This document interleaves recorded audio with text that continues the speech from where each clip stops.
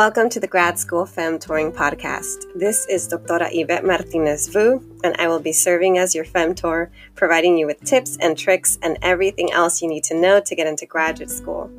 For the past 10 years, I've been helping undergraduate students get into top graduate programs in their field, and I'm really excited to share this information with you too.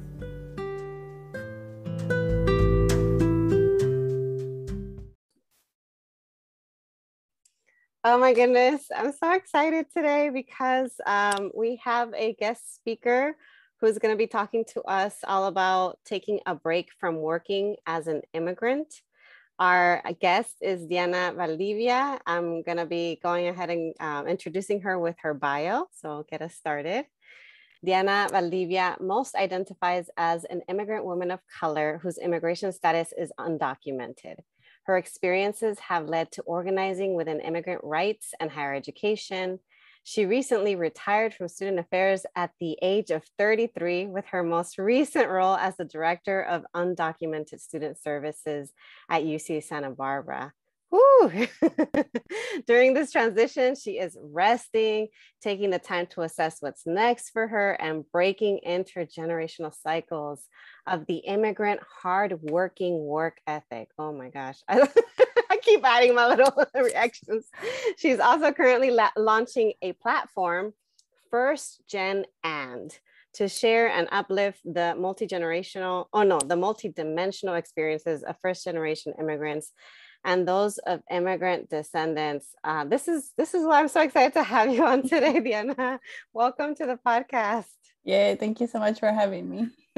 I kept having to interrupt myself as I was reading your bio because I was just getting even more excited. It's like one thing to know someone, it's another thing to then read their bio and then be reminded why they're so awesome. I'm like, I already knew that, but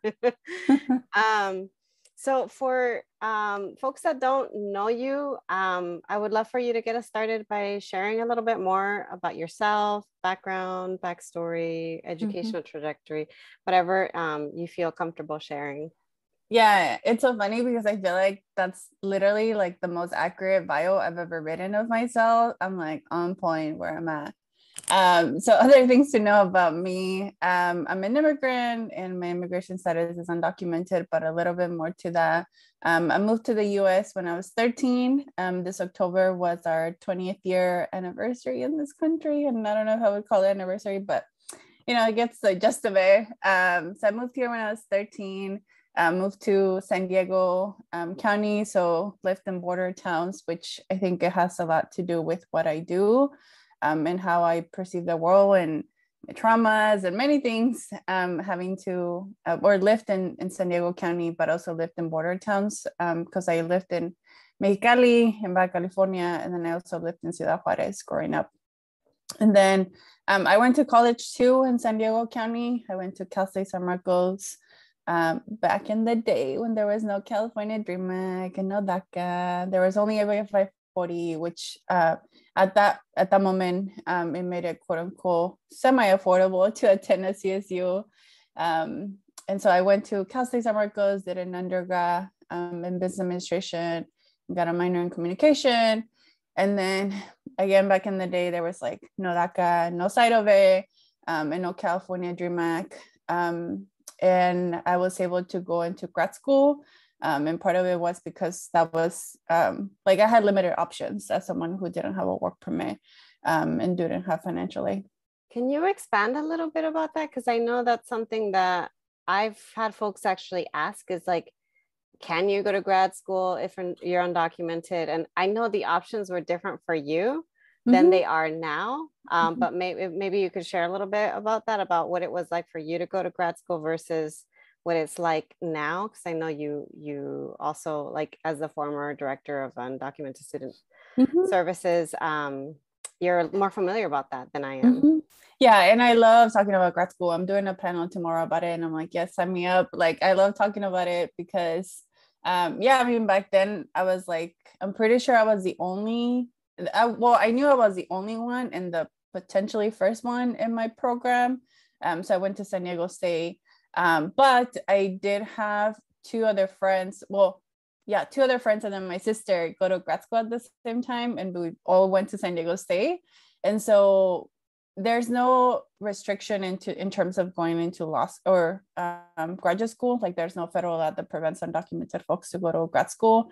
The biggest piece is the financial aspect of it. And so, I lived with my parents both undergrad and grad school, and that's potentially one of the only ways that I was able to afford to go to grad school.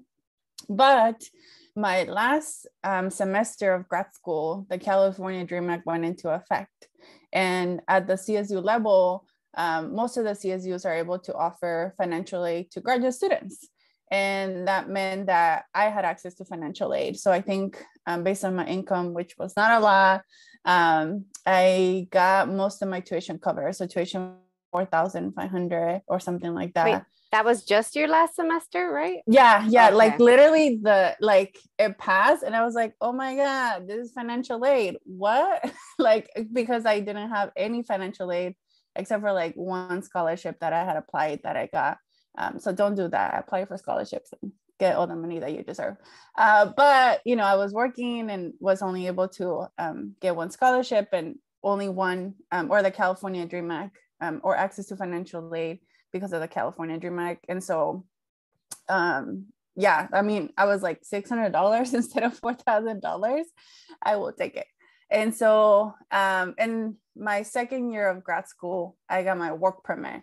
And so that was the other thing too. My first year of grad school, I had got an assistantship. So I didn't know many undocumented folks, but I was like, you know what, I'm just going to apply because I did a program where like they set you up with interviews to do assistantships. And so I think I might have gotten one or two assistantships, but I couldn't do them because of the lack of Social Security.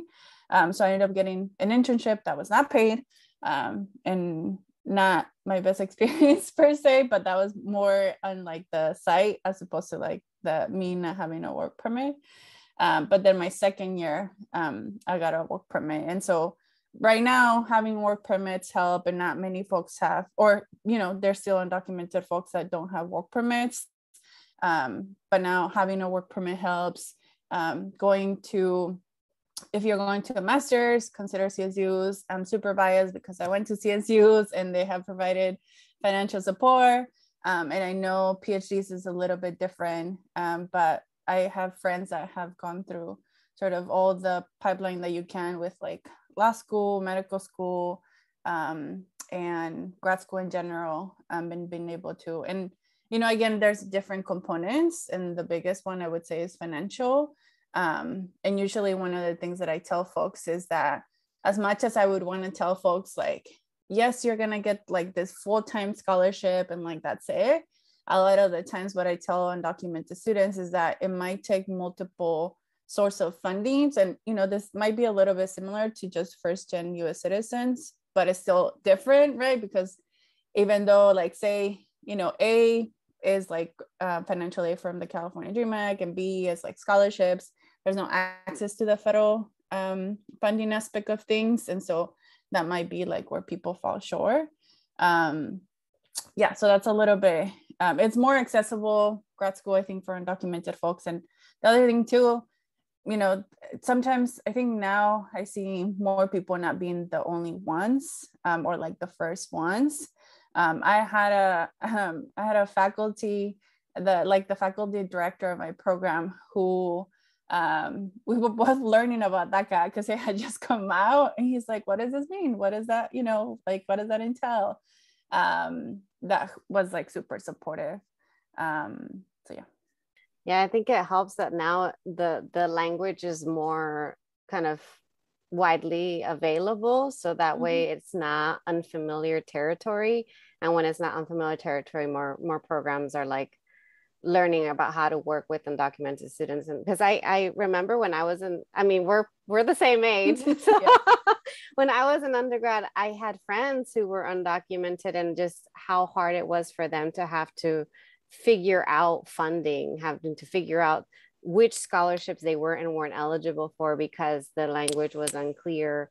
How to, they thought about tuition more than I necessarily did, because I knew that I was covered with either a Pell Grant or loans, and probably were even more financially literate than I was, because they had to think about it. Whereas for me, I was very naive, and I didn't learn about financial literacy in undergrad. I wish I had, because then I probably wouldn't have accepted all those loans.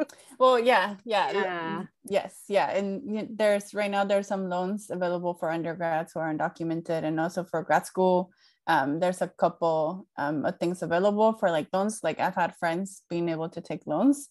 I think the last thing that I'll say too is that I think, so there's like the financial aspect. I think the other aspect was it's work experience. So I think there's a difference in that. I was able to have way too many jobs when I was an undergrad, and some of them didn't pay, in student affairs that allow me to feel competitive to be able to apply for graduate programs. But that could be another layer. Like when I was working with undocumented students full-time, that was one of the things, like trying to come up with a resume if you had limited experience and not being able to have access to those experiences, especially if you didn't have a work permit.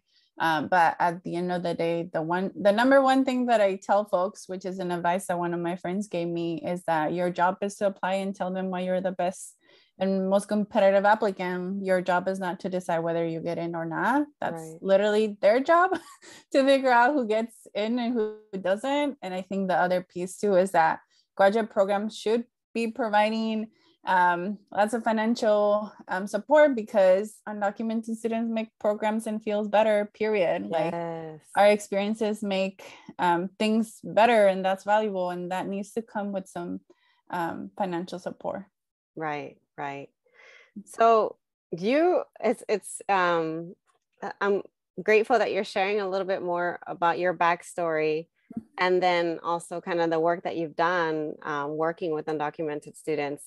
But you came today to talk about taking a break and taking a break from working, because you just mentioned that you had a lot of jobs.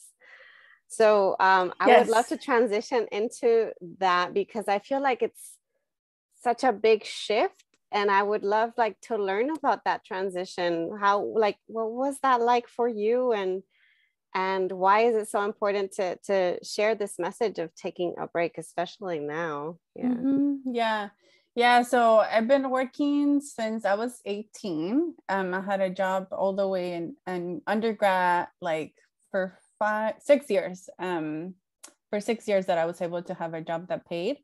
And in undergrad, at one point, I had 3 jobs, and 2 of them did not pay. So like literally my last year of undergrad, to be honest, I don't know how I did it. And it feels like a blurb, because now I think about it, I'm like, how did I have 3 jobs, which at the end of the day was kind of having like a full-time job, take 5 courses, and then apply for grad school. I ended up only applying to 1 school because I was like, how am I supposed to do all this? But part of it felt like, well, one, with the financial aspect of it, like I wouldn't have had the other 2 jobs that didn't pay if they actually paid me. But also feeling like, and this is common with undocumented folks, is that we do have to perform and do better than our peers, because we don't have access to things. And so a little bit of that is very real, and I think a little bit of that is internalized, the hardworking ethic, because I remember in the job that I had when I was undergrad, like people complimenting and being like, you're a hard worker. And like back then I was like, oh yeah, I'm a hard worker. But now I'm just like, I don't want to be a hard worker. I just want to chill. And if I'm gonna have a job, like I'm gonna do it in sustainable ways, as opposed to having to sort of feed into this like hard work. And I think it has a lot to do with the immigrant ethic. So I was gonna mention that too. Yeah. And so I had those jobs, and then in grad school, I still had 1 job. And then it's funny because once I got my work permit, I actually took a break, which is a little while, I feel like, because I'm like, oh, here I wanted a work permit, and I took a break. So my last year of grad school, I took a break. but I was still doing grad school, and I started organizing. So I learned more about how that came about and what organizing was all about. So I was traveling, volunteering, and doing all that fun stuff. When you say your break, like, sorry to interrupt, like, do you mean like a semester or a year or like a few weeks? What does that mean? If you Well, took a break? you know, it's funny because I'm like, I need another word, because it wasn't a break. Like I was still doing grad school, right? Oh.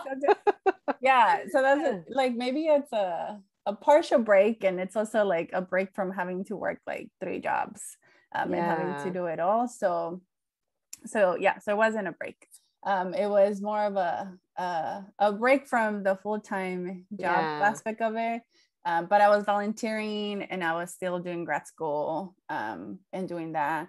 And then right after grad school, my confidence was, I think, one of the lowest points that it has ever been as it relates to applying to jobs, because here I was graduating from a master's, but not having the same experience as my peers.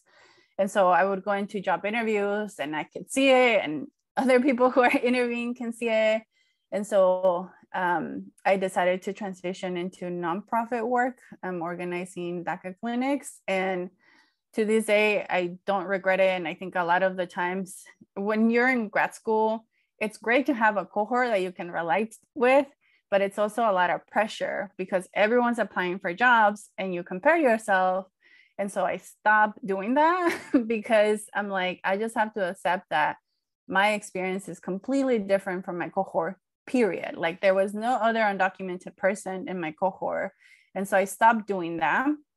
And then I was doing organizing for a year. And then the job that I wanted to do when I went into grad school, a bunch of positions came up to work at the UC with undocumented students. And I applied. I got a couple interviews. I ended up in the middle of California. Never ever before that gone to Merced. And I lived in Merced for 2 years working with undocumented students. And then working with undocumented students for almost 5 years at UCSB. And so I've always been working, like it just working, whether it was like, you know, part-time volunteering or whatever that is, always been working since I was 18, or being in grad school, it's just working, producing.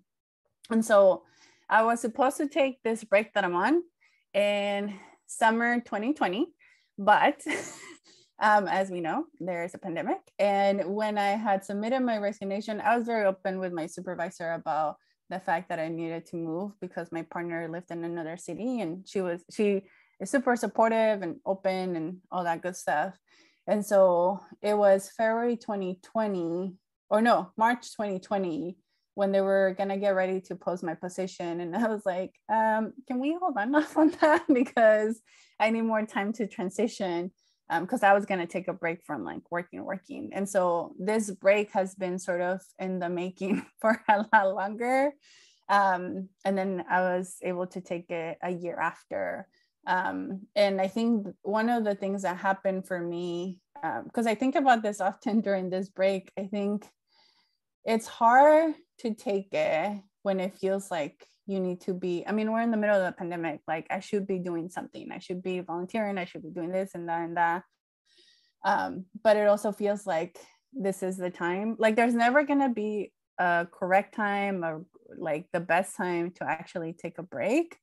And so I put my foot down with myself, which I do a lot when it comes to taking care of myself. Like I am way better than I was when I was in my early 20s.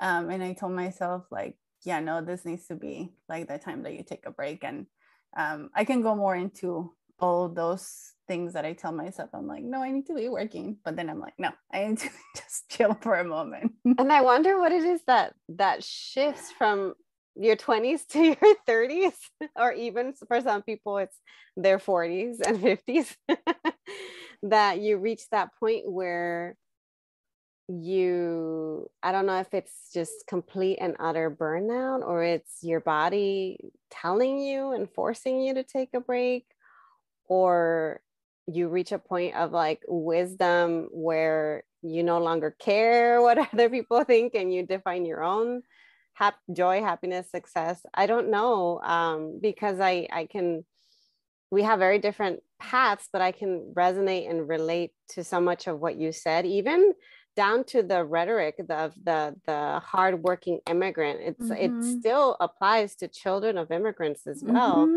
And so, you know, for me, I always prided myself in being hardworking. I was like, oh, I may not be as smart as my peers. Again, assuming that I wasn't smart, but I am going to outwork them. And then outworking everybody up to the point where I made myself sick, and then realized I too needed to take a break. So anyway, I don't know what the question is except that I was like, it's interesting that you reach this point in your 30s, and I know that there will be listeners. So my listeners, the age group, according to like the data that I have, you know, it's people in their 20s, like as young as 18 all the way up to their early 30s. That's like the average listener. So it's mostly in their 20s. And they're probably, most of them are either an undergrad or taking a gap year, a few gap years, or they're starting grad school. And they're not there yet. They're not at that point where they think that they can, or they realize that they can even take a break. Yeah, I think for me, there's like a couple of things. So one, like culturally, we're not there. And the US is like literally the poster child for like overworkers, like because of the conditions that we live under. Like that's a whole like a whole other thing.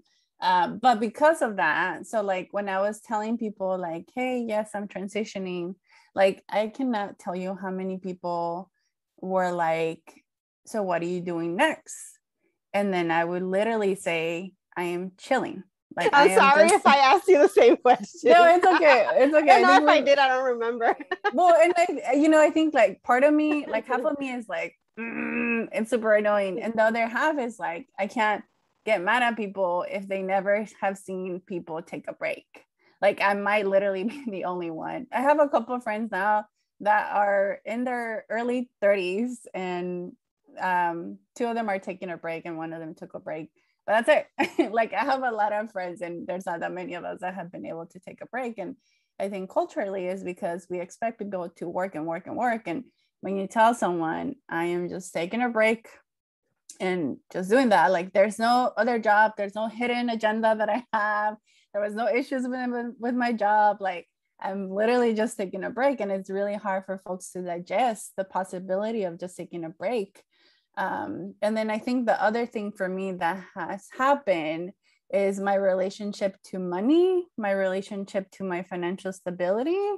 So I wouldn't have been able to take a break, even though like between grad school and having my full-time job at UC Merced, I decided to take a job that wouldn't pay as much as I would have with the master's. So I feel like that was sort of like my baby step to be like, one of these days I'm going to take a break, but like a full break. And so I think that has been like a game changer, particularly as an immigrant. And I think the other thing too, a lot of learning that I had to do about like, growing up, producing means money, and producing means money that I can use to help out my parents, to help out, to like build quote unquote generational wealth. And, like, and there's some level of access that I have. I don't have any student loans. And I have like car loans that I have to pay, but they're not, the biggest. And right now my partner is the one helping me. He like takes on all the costs of living. And so for me, it was unlearning that I can rely on a partner to do the bare minimum of financially supporting me. Because in my 20s, if you would have told me, like, I was like Miss Independent, like whatever.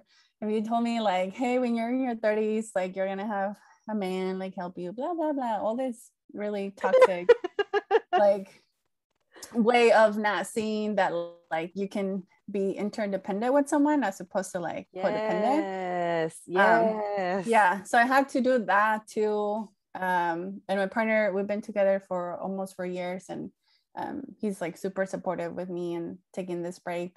And he's also able to, he works in STEM. So I'm like, again, bare minimum for him to be able to support me.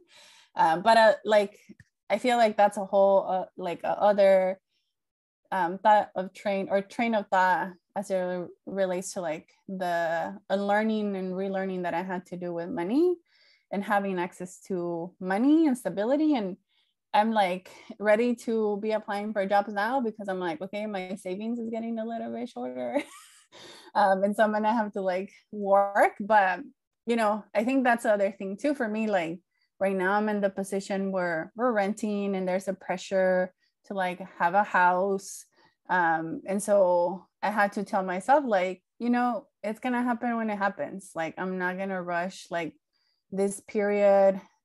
Like I could be working so that we're like in this path to build generational wealth, but I'm like, no, like it is worth for me to take a break right now.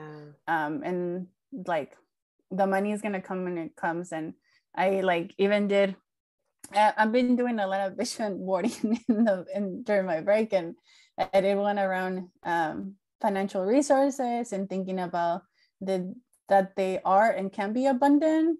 Like one of my mantras has to do with if an emergency ever happens, I have communal financial abundance that, you know, my parents can help me, my sister can help me, my partner can help me.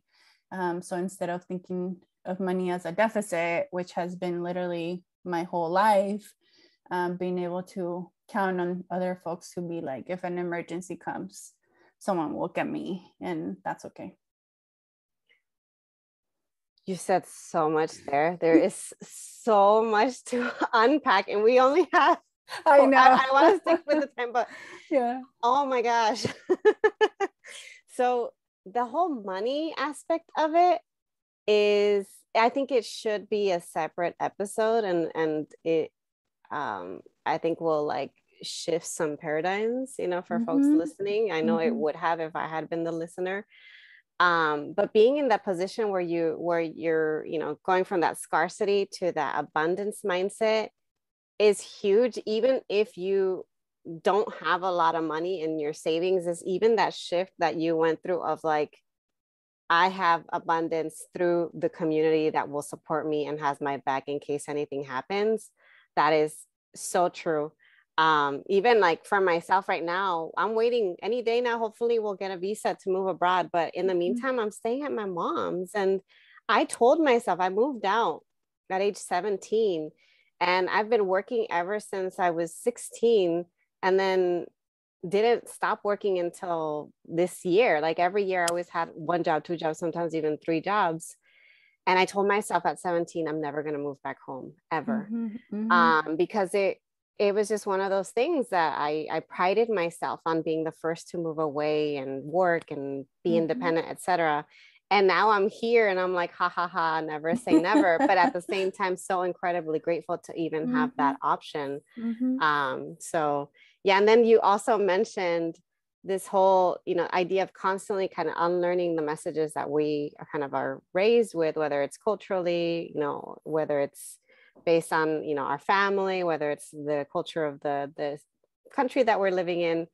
And then you mentioned interdependence rather than codependence. And I think that's a big one, especially for folks who are partnered, you know, because that was a big thing too, like for me and for a lot of people, like growing up, like I was raised by a single mom who taught me never depend on anybody but yourself, to take care of yourself because you never know. You know, my dad passed that, you know, when he was in his early 40s. So my mom learned really hard, like you can't depend on someone financially because anything can happen, but also like allowing yourself to be interdependent and to even like that reciprocal type of relationship where I got your back, you got mine. So just because you're providing and supporting me financially doesn't mean that I'm not supporting or providing for you in other ways.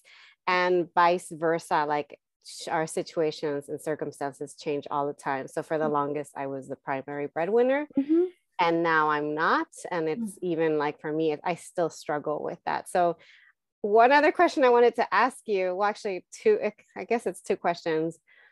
one is like, are there any learning, or what are some learning lessons that you've gained from your break? And also how, I think this is like just an idea that I've been struggling with for myself, is how do we define ourselves outside of the work that we do?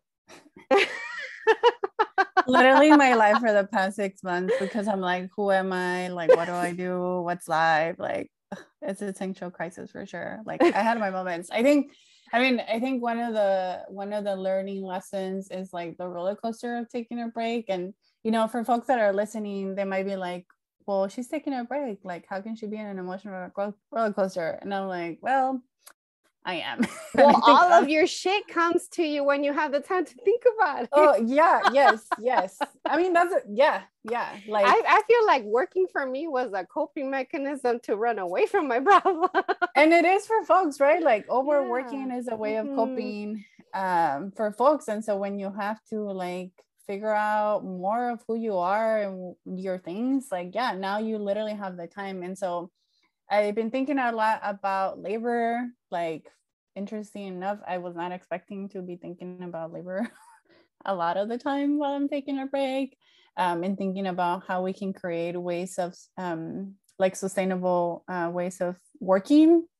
Because I think one of my pet peeves when I was working is that I did the best that I could to take care of myself. And I have a interesting relationship with the word self-care, the concept self-care, because we really need community care. And I think a lot of the times when we talk about self-care without systemic ways of taking care of folks, it's a little bit of gaslighting to be like, hey, take care of yourself, when we really need systemic ways of taking care of each other. So the roller coaster has been something that like I didn't think about that. And I think I would say a disclaimer to my experience. About 4 months ago, I started having joint pain in my hands. And so I think that impacts a lot of the ways in which I'm experiencing my break. So having to do physical therapy and all that stuff. And I think if I didn't have my joint pain, my experience would be a little bit different. But I actually have hobbies. I think as an immigrant, sometimes someone asks you, what are your hobbies? And you're like, I don't know. And so I actually have hobbies. I'm like I have had hobbies, but I think it just hits different. I think when you're on a break, it just like, it hits different to like have a hobby. I think maybe one of the last things that I'll share in terms of like learning, and this is a little bit of like a tip. So when I told my parents that I was going to take a break, and to put a context, my dad has been working forever. And my mom is stays at home and does the familial work. Like, I think it was not of a shock, because I feel like my parents know the kind of kid that they raised to be rebellious in some kind of way. But they're concerned. They had concerns, and I should talk to them. I'm like, are you still concerned that I have a break or that I'm on a break? Because I think it's hard for them to then be like, what, like, you're taking a break? But I think over the years, they have also shifted how they think about resting. Like, when I was working, I would tell my dad, like, oh, I'm taking sick days. And he's like, yeah, you should, like, take them. They're yours. And so I think that's another thing too that I've learned, and sort of a tip. It's with my partner, it was like, yeah, take as much as you need. With my parents was a little bit of like, are you sure? Like, are you sure? Type of thing. And it was sort of like a one-time conversation. But I'm sure they're a little bit worried of like, when is she gonna get a job? Does she need help? And all those things. And then your second question, I can't remember. Oh no, I already answered. Like, you answered about some of the lessons learned, and also it's like, how do we even define ourselves outside of the work that we do? I feel like that's the tough. Maybe it's a rhetorical question. Like, maybe we can't actually answer it because I know I struggle with that too. Well, it's funny because so I haven't really been bored like in my life. Like, bored is not a thing that I experience. Or boredom is not a thing that I experience I literally cannot remember when was the last time I was bored. But except last week, it was the first time that I was actually bored. I was like, what do I do with myself? And so it took 6 months, I think, of a break to actually experience that and being okay with it. Like, boredom is not like a bad thing, I think, because it's just you existing. Like one of my friends who I've like talked to about this break was sharing that like our purpose is just to exist. And I think that's literally one of the things that I learned. Like I used to have a dream job, which is literally the dream job that I had. And now I think about working a lot different than I used to. And I don't necessarily have dream jobs. I have more of like, what are the conditions of like, what are the conditions and like, what do I want to do? What kind of impact do I want to make? But I think about work just so much different. But ask me in like 6 months after I start working again, how I'm like finding myself, because it's so hard, right? Like when you introduce yourself, you're like, You oh, can't I'm doing help this it. and It's so that. hard. Yeah, like, you know, if my bio was like from the time that I was working, it would have been like, Diana is the director of undocumented student services, and like that would have been like the first thing, right? Mm-hmm. And my credentials would have been like part of it too. And so that's why I say the bio is like literally to the point right now, because it doesn't focus as much of like what I'm doing, or really sort of detaching myself of who am I outside of work, which I'm so many other things than That's my so powerful. productivity. Yeah. Yeah. Yeah. I I have a feeling that I'm gonna get a lot of listens, or you're gonna get a lot of listens in this episode, because a lot of folks are thinking about that. I mean, some of my most played episodes have been, are you thinking about quitting grad school, or like why I left higher education, like those episodes. It's like folks are thinking about, what is life outside of Mm-hmm. say, the folks who are listening to me are either interested in grad school, going to grad school. So what is life outside of that? And also with like this wave of what people are calling the great resignation, and more people are Mm-hmm. rethinking what they want to do with their lives. I think the conversation of like, taking breaks is really important. Defining out ourselves outside of what we do, outside of the professional, quote unquote, Mm-hmm. professional roles or titles that we get, is so critical and so important. And it's like valuable. I feel like everybody deserves a break. Not all of us are able to, or have are in the privileged position to be able to take it.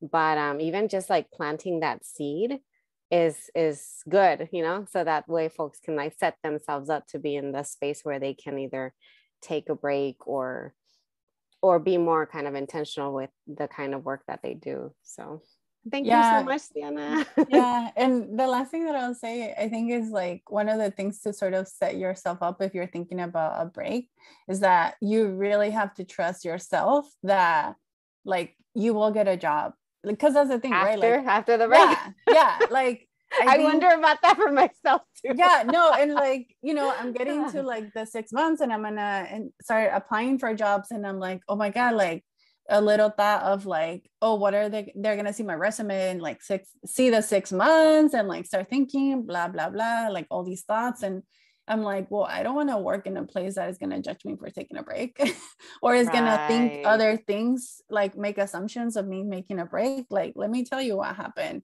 as opposed to like make assumptions. And so you really have to trust yourself that you have the skills, the knowledge to be able to get a job.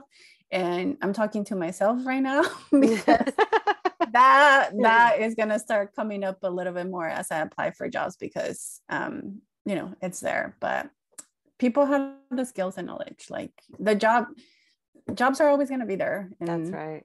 Obviously not necessarily the quote unquote perfect, but there will always be ways of making money. And the more that we can get sort of more, I'll leave it at that. And then, okay, last thing for sure. Mm-hmm. If folks resonated with what you said and would like to reach out or connect in some way, shape, or form, is there a way for them to connect with you? Yeah, so the platform that I share, First Gen, and so in June, I was gonna launch it, and then I got all this joint pain, and I'm like, okay, I need to take a break. So I'll be launching a little bit more early next year, 2022. And for example, one of the workshops that I want to do is taking medical leave for mental health, which is something I did right before I took this break, because I'm literally the only one that I know that has done that. And I had to Google a bunch of things. And so that would be one way to follow more on like what I learned and what I want to share with people around being first generation, and our multidimensional experiences that we hold. Awesome. So we'll make sure to follow First Gen and see how it develops. I'm excited about it. And I know that workshop, I could have taken that one. I needed it. All right. Yeah, myself needed it like years ago. Yeah. Okay. Thank you so much, Diana. It was really great chatting with you. Thank you. Thank you.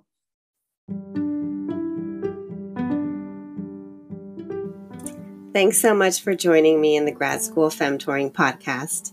If you liked what you heard, please rate this podcast on iTunes, Spotify, or anywhere you tune in.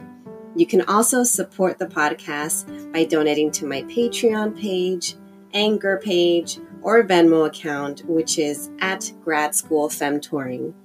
If you have questions or episode topics, you can contact me by sending me a DM on Instagram, sending me an email to gradschoolfemtoring@gmail.com, sending me a voice message on Anchor, or sending me a message via my personal website at YvetteMartinezvu.com. Until next time.